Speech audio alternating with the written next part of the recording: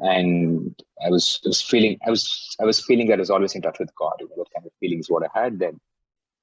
I went back to workplace and I said, I don't need this job. I will quit. I will continue with this.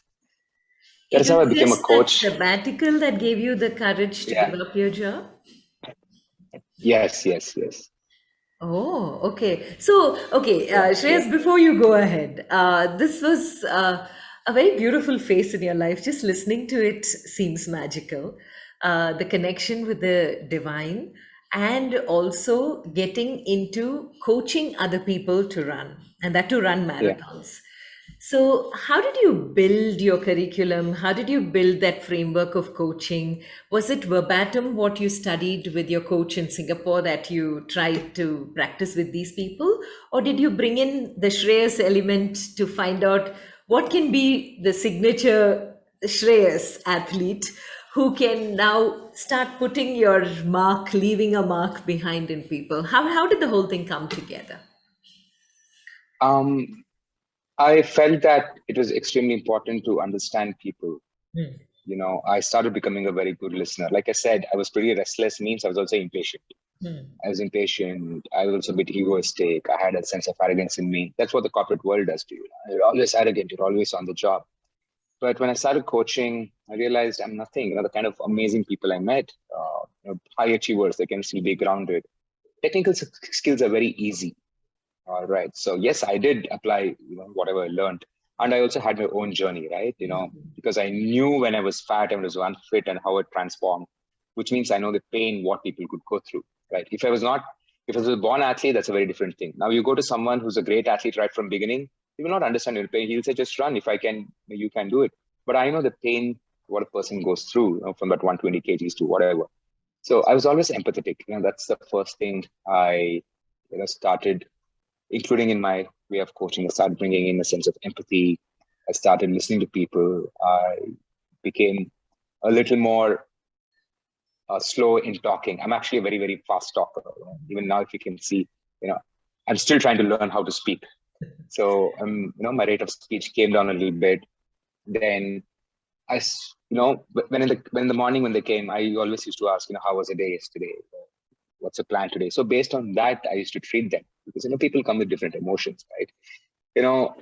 We're all working class people. We have families, we have everything, but yet, we wake up 4:30 in the 4:30, 5 o'clock in the morning. They don't want to come and, get, screamed at, right? They wanted someone where they can understand, tweak the program accordingly. So I started bringing a lot of that human element that was always lacking at the workspace, which I didn't really like. And that is my signature of training. Understand people, help them find their own potential. Like you said, I believe that everybody's unique, to help people understand their uniqueness, groom it, appreciate it, and find your own path and, be true to it. So that is what I, adopt in my coaching method as well, because I personally believe that anything that we do should lead to self-knowledge. That is what this land teaches us, right? The job or the family, everything is about discovering yourself, right? Forget what others are doing. So embrace your strengths, embrace your weaknesses, both physically as well as, mentally. And, we work towards that. So that is what I bring to my coaching. And so far, touch wood, God's grace, it's worked fantastically well. And so since then, I've coached over 1,000 people across various walks of life. And now I have a team which coaches people. So it's been a great journey so far. And when it comes to the journey that began, let's go back to you getting into running, okay? Looking back, what is it that running taught you? Because I've heard a lot of people say that running is meditation. Running is the best time, which is my time. I know a lot of my friends who run because they say that that is the time, there's nothing else, everything else is shut off. It's only me with myself. So, what is it if you can kind of dissect the process for me about running, Shreyas? Because you've been through a typical journey of somebody who was not very healthy to a completely mindful, aware person. So, how has running helped you evolve to the human being you've now become? Yes, running is meditation, like what many people say, because you're in a zone, you are in a zone that it's very unexplainable. A zone that gives you strength, a zone that gives you, a power and self-belief. And some people say it's their time with the God. It's time with the God. That's what some people believe.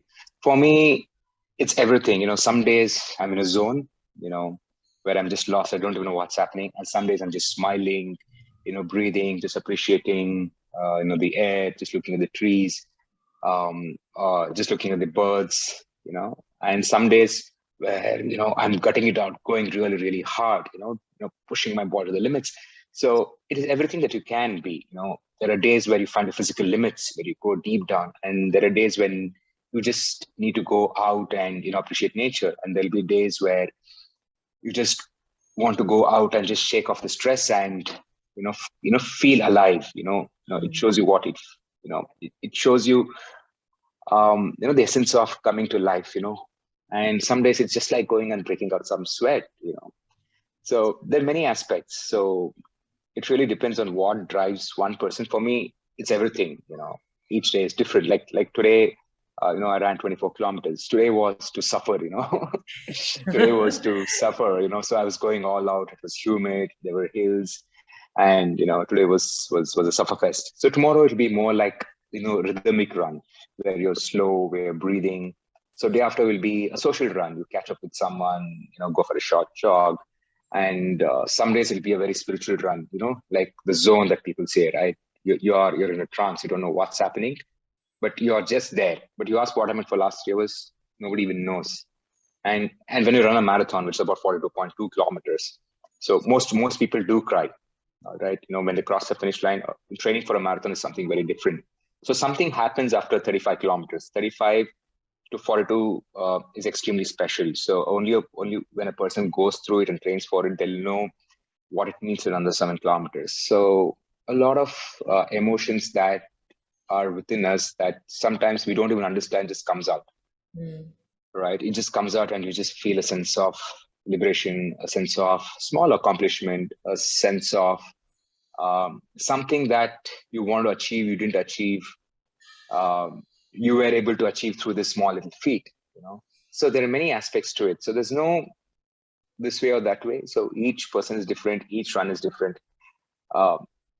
And most importantly, I read this beautiful line: running is one of the most rawest human emotions and expressions, right? So you feel high, you feel low. And the best part is you're doing with your own body.